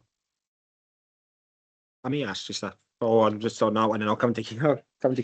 So it's just, so my experience of the buses, and I think my understanding is, in order to achieve the reliability, they've generally made they scheduled the services to be slower in the first place to avoid the penalties that you get for missing reliability, because that's seen as more important in terms of what the fines they get.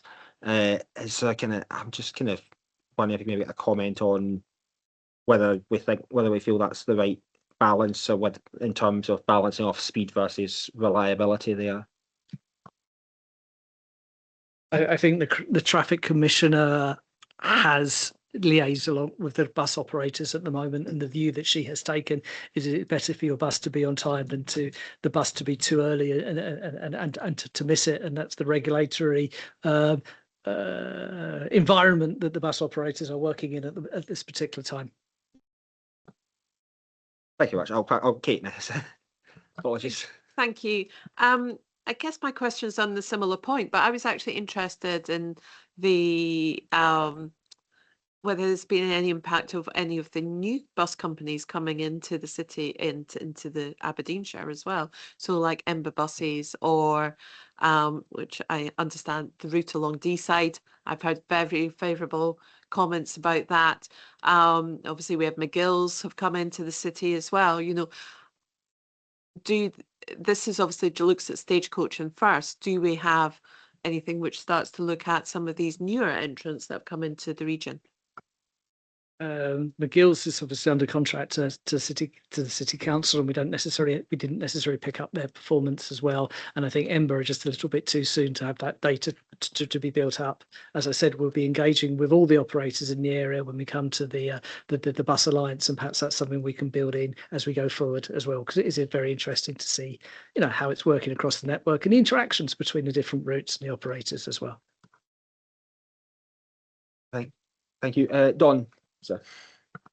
Thanks very much, and really glad to see the progress that we're making within this report. That I'm going to bang my usual drum for the accessibility requirements and what's going on at Inch, and it does note in the report that it is progressing.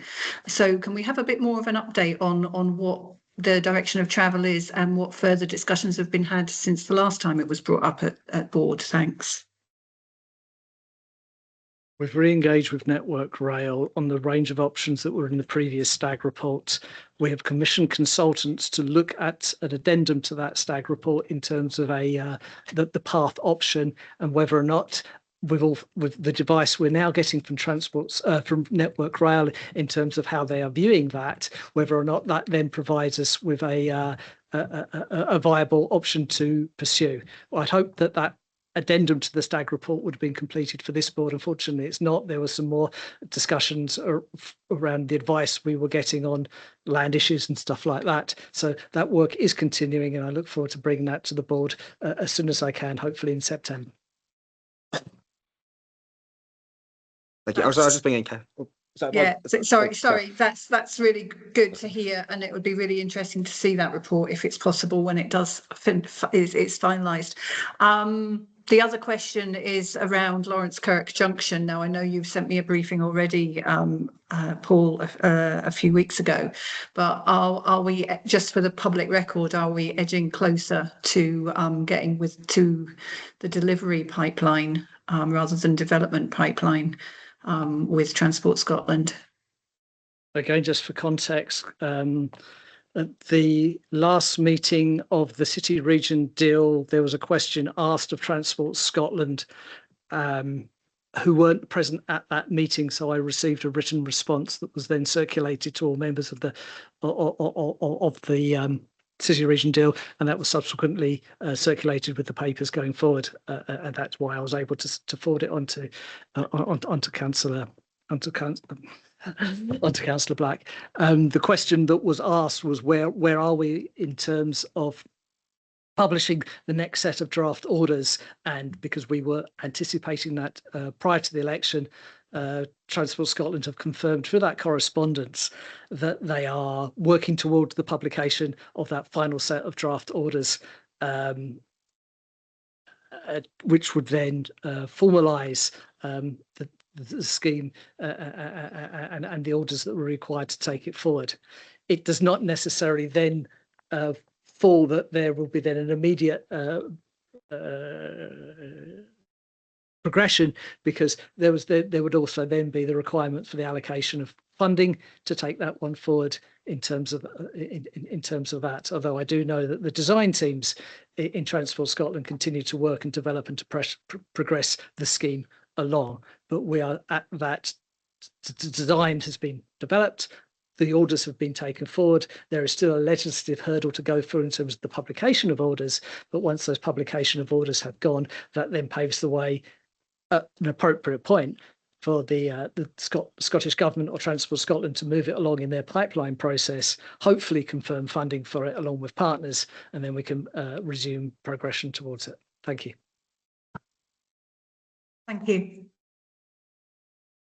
Thank you for that. Apologies to Kate and Caroline if something I somewhat cut that off slightly. Caroline, do you want to come in and just comment a bit further on Kate's question? Thank you very much, Chair. Councillor Blake, it was just to advise you that in terms of that public perception on those additional operators that you mentioned, once Union Street Central is reopened, it is our plan to commission a piece of work that will look at perceptions of bus services, bus satisfaction for the region. So that will be reported back to the board in due course. Do we have any more questions at all? I'm not seeing anything personal online. Are we happy to agree that? Are we happy to agree that? Agreed. Thank you very much. And we'll move on now to 5.1 People in Place Programme 26-27 Programme Update. Caroline, do you want to give us an introduction to this as well? Thank you. Thank you, Chair. So the purpose of this report is to present the board an up-to-date position on the closeout of the 2025-26 People in Place programme, and also to give you some insights into how progress is coming along with the 26-27 iteration of the programme. At 3.2 in the report, we have highlighted some notable successes that are set out for members. However, there will be a more detailed evaluation report submitted to Transport Scotland on the 31st of July, and that will be presented to the board in September. As instructed at the previous board meeting in May, work was undertaken to gather feedback from delivery partners on the impact of the revised funding allocation, and this information was returned by the Partnership Director to Transport Scotland. An additional request made by members at the meeting in May was that the Partnership Director write to the Cabinet Secretary for Economy, Tourism and Transport, and a copy of this letter is provided for board members in Appendix A.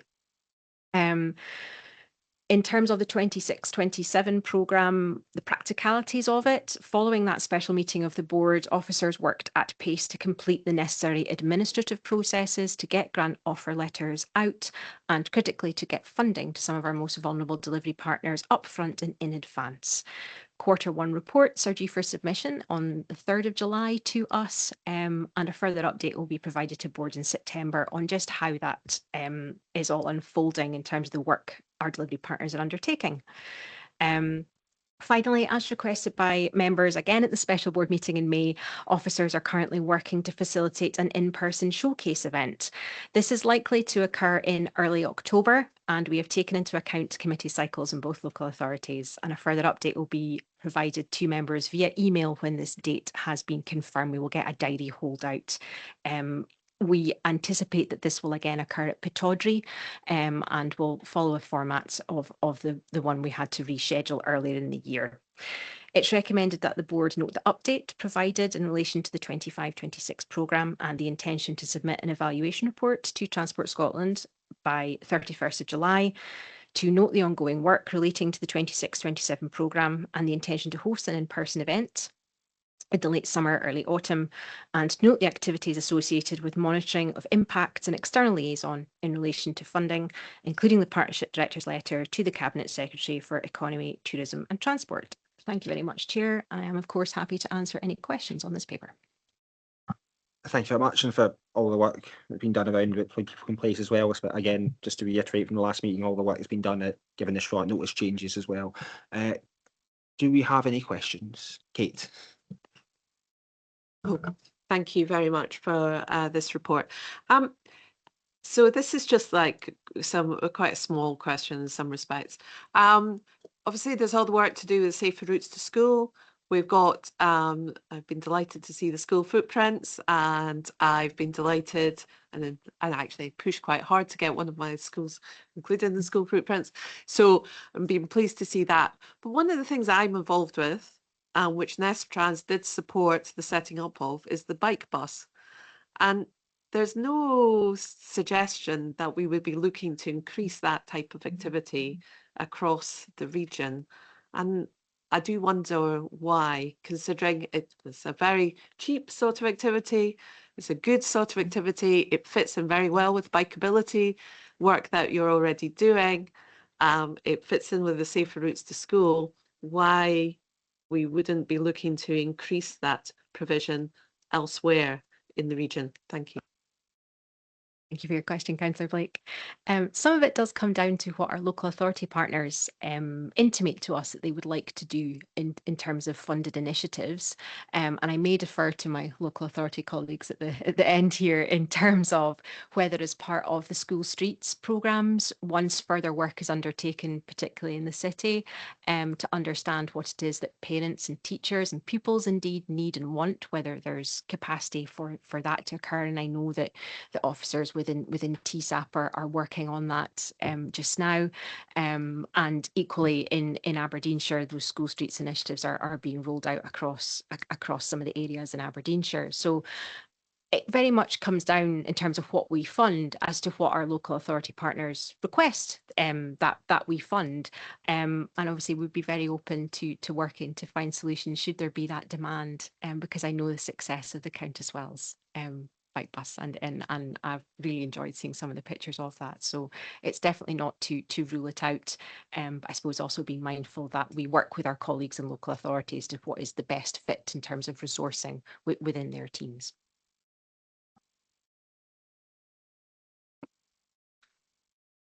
I have to say I was on the bike bus this morning. It was quite a small bike bus, but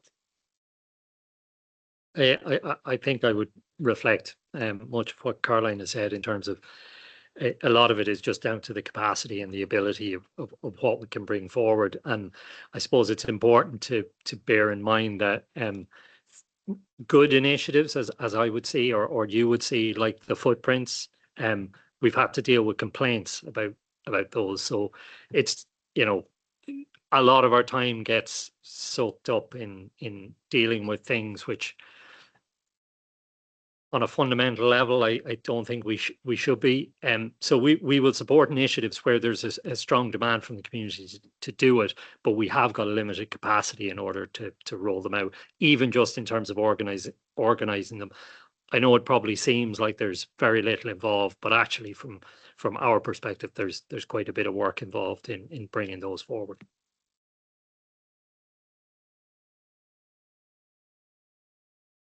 So in terms of the sharing, I suppose, of knowledge and experience between schools within the city side of things and within Aberdeenshire, I think there's a long-standing demonstration of that happening, and it will depend on the locations.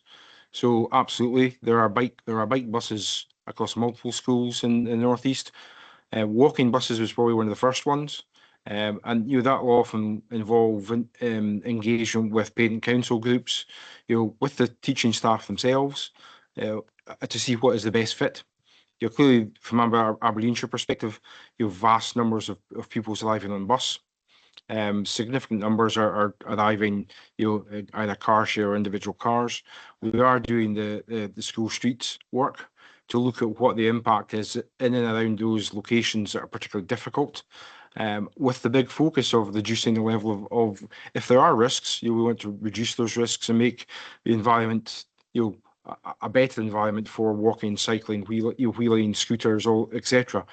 I mean, I can certainly think of a couple of very large primary schools in Aberdeenshire where you have the full range of transport options that are being used. Every single thing, twice a day, an intense period of getting the young people to and from schools. And generally, maybe that goes under the radar sometimes. It's a pretty complex set of arrangements that thankfully generally go very well. And David makes the point about sometimes people see a particular impact from their perspective, but we always take that holistic view with the schools about what's best for them. It's always worth. I always reflect on the fact that in the northeast of Scotland, this is the first place that ever had 20-mile hours outside schools. So we led the way in the northeast in terms of developing that, identifying an issue, putting in a solution that then became a common approach all across Scotland and the UK. So.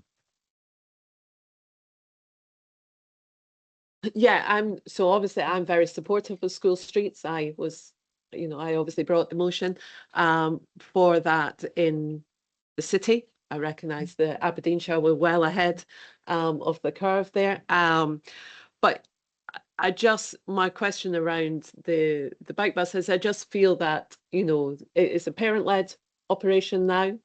And it wasn't included in the walking and cycling index report. I do feel it's kind of flying under the radar, and it's how you actually promote that idea out to other schools and other parents and parent councils with the support of the school, obviously, to do.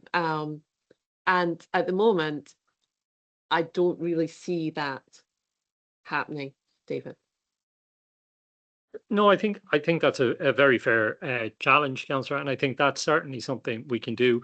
I suppose we're always just a little bit nervous of promoting something with the absolutely correct expectation from the public or the community that we can support them in the delivery. But I do take your point that for the bike buses, it's slightly different because they are very much parent led. So that's a fair point. And in terms of the inclusion in the walking and cycling index, it's a very good question. I don't know why it's there, and it's certainly something we can pick up and try to reflect through that. Okay, thank you. I think as well, just to say, Councillor Blake, is that through the Healthy Weight Aberdeen initiative, we've had the opportunity, along with TSAP colleagues, to engage with colleagues in education, thinking about how best to support that whole systems approach. And there's certainly been a lot of discussion in those sorts of contexts. So I think it's very much a live issue, and we continue to advocate for active travel interventions across policy spheres like that, where we see colleagues from education in addition to transportation colleagues as well. So we are endeavouring to be joined up in our thinking on these things. Thank you for that. Can I just ask one other thing? It was about Core Path 57, which I'm sure Martin knows more about Core Path 57 than me, but I was a bit disappointed that it's still not making progress in pushing that forward. I appreciate that isn't due to Nestrans or indeed probably the council, but I was wondering if we could have some commentary on that. There is always an expectation that I know the core paths off the back. Sorry, Core Path 57 goes from Countess Wells to Hazelhead. So it's a very good core path for quite a larger community. It's not just Countess Wells, but a larger community could use that to go to Hazelhead, for example, for the Highland Games that were very successfully there on Sunday. It's a kind of path that could be used by a broader community than just the village that links to it. Thank you. Very valid points. I think there's a couple of complexities probably with that. Obviously the developer and the development side is one of those. I think there was also, you may remember, as part of the business case for the Hazelhead Academy redevelopment, there was a conversation about, would there be I think as conscious Mr. Booth isn't here, but I'll paraphrase him. Could there be an active travel superhighway between the Countess Wells development and Hazelhead Academy? I think there are some challenges with that just because of the nature of the route and safety, etc., etc. So I'm going to say there was some complexity as to not taking something forward that might exclude other development, but I can certainly take it away and discuss a bit further with both my environment policy team and also with the state, and just see where we're at and if there is any other movement.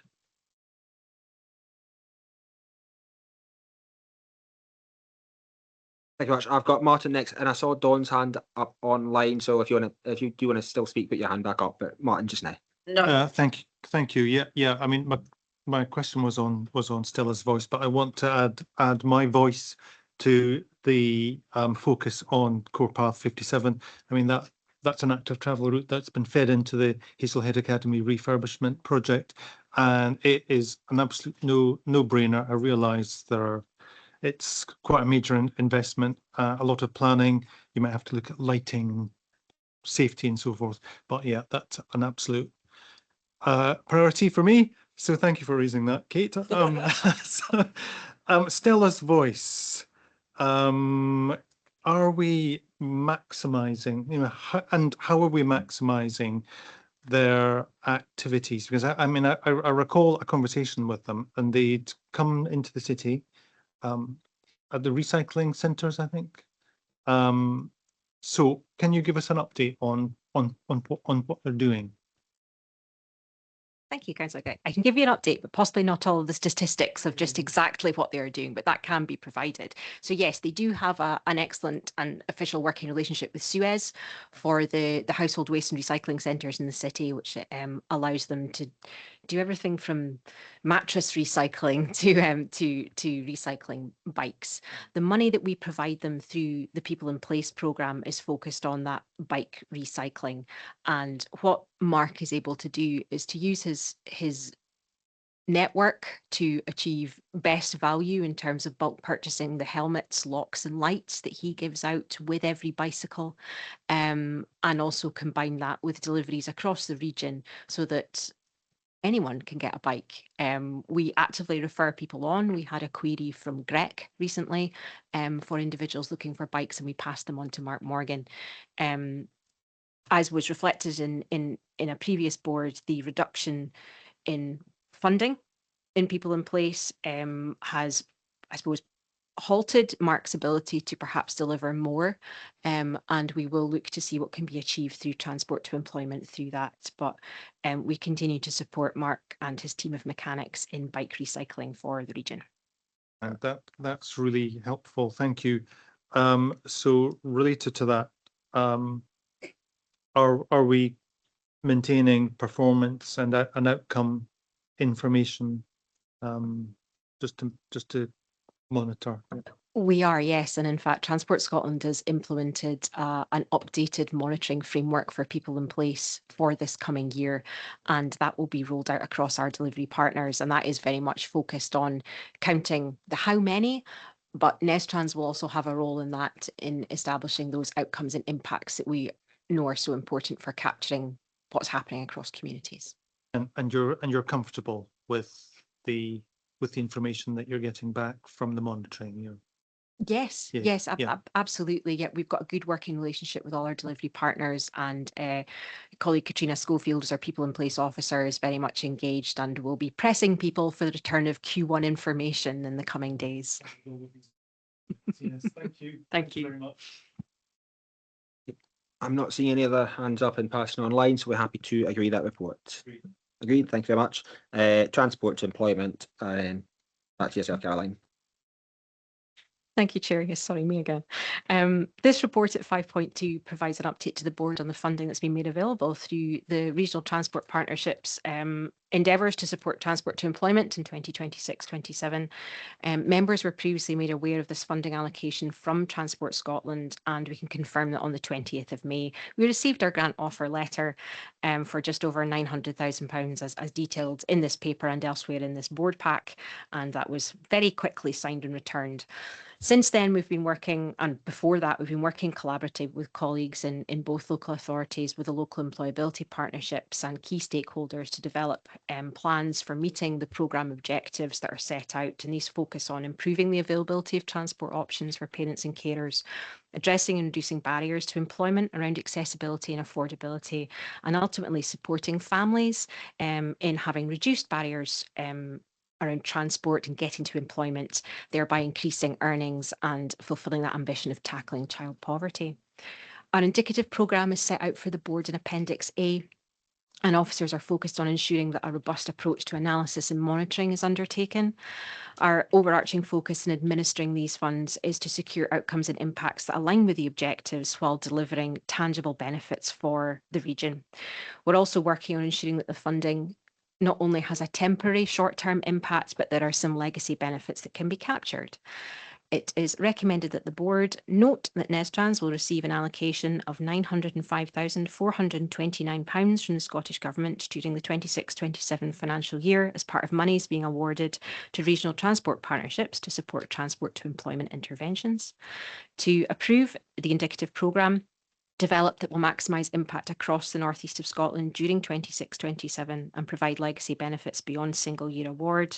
And finally, to note the continued integrated and coordinated approach between the local employability partnerships and Nestrans that will provide both direct support to individuals and system-wide support. Thank you, Chair. And of course, I'm happy to take questions on this paper. Thank you very much. And I saw Martin's hand go up halfway through, so I'll go down first. Thank you. Yeah, if I could just loop back to the LOIP, that's a very significant. That's a huge boost, over 900k. So I'm just looking to find out: do we link all of the good work that's being done under transport to employment into community planning, so that we've got a strategic overview of these diverse, dispersed activities, and they're all contributing towards our collective efforts to tackle poverty, child poverty, inequalities, and so forth. It's all interconnected. I'm hoping that you're going to confirm. You won't be disappointed. Yes, it is all indeed interconnected, and through the Aberdeen Prospers community planning, the OIG there, obviously that the shape of that will change slightly with the new LOIP, but we are maintaining those good connections with everyone that was part of that group. And obviously the LEP members were largely integral to that group as well. So we continue to work with them and keep them updated on our plans. We will have the opportunity on Monday at this community planning event to again talk about what we're doing here. And I know that when Paul is in meetings, indeed with Angela Scott, will advise her of progress and updates that are made in this context. And we very much see that this has to be integrated into everything that's happening in the city. So we're very happy to share information far and wide on that. Thank you. Thank you. Thank you very much. Dawn.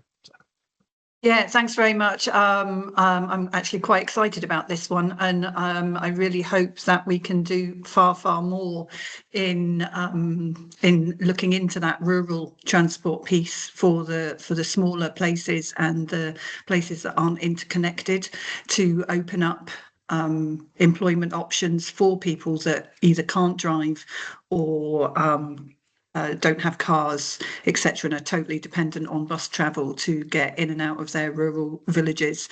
So it'll be interesting to see how that develops as we go through with this funding. Thank you. Kate. Can I just clarify, is this a one-year funding or is it part of a longer project?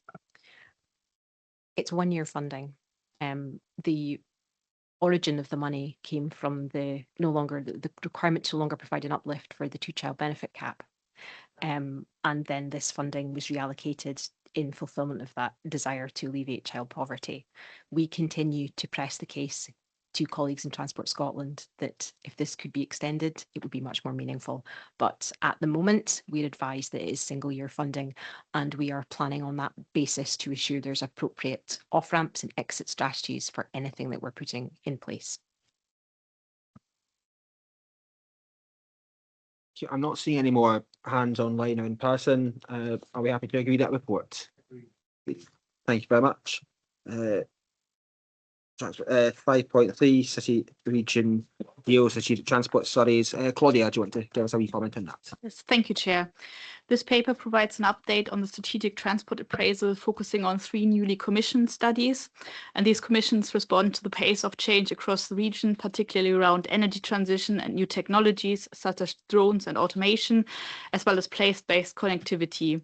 They provide a more forward-looking view of future transport demands across the region. On the energy transition study in particular, work is now underway with stakeholder engagement about to commence, including a regional webinar in early July and the launch of a data collection performer early next week to capture planned investment and activity in the region. Some of the studies have come in under budget, and we are looking to use that underspend to support a final consolidation stage of the strategic transport appraisal in discussion with the City Region Deal Programme Office. The aim is to close the loop on the deal, linking back to the original analysis that informed both the STA and the RTS, refining that evidence and setting out a clear, prioritized regional investment strategy with strong economic impacts and aligned with the emerging regional economic partnership work. And it is recommended that the board note the wider progress being made on the transport elements on the Aberdeen City Region Deal strategic transport appraisal as detailed in Appendix A. Note the award of the strategic transport implications of transformational investment study to Systra in line with the previously approved budget. Note the award of the new technologies, drones and automated logistics study to Fraser-Nash in line with the previously approved budget, and note the ongoing tender evaluation for the Ellen Peterhead Fraserburgh corridor place-based connectivity assessment with award expected later this month. Thank you. Happy to take any questions. Thank you for that. And do we have any questions on that report? I'm not seeing any hands. Are we happy to agree the report? Agreed. Thank you very much. We'll move on to 5.4, building confidence in electric heavy duty vehicles. So this the work that's covered and outlined in this report is what was nominated at the Scottish Transport Awards a couple of weeks ago. It's very important and very impressive work that's been done in our region. I think it will pay dividends as well in the long term. So can I just commend Claudia and all of our work on that to date. And I will just take this as paper as read and just go straight to any questions if we have any comments on that. Do we have anyone? Oh, sorry, Alan. Apologies. You were moving so quickly. I was waiting till you finished speaking. I just had a question on what was written in the recommendations. Okay, and I know it says recommendation 1 or 2.1.1.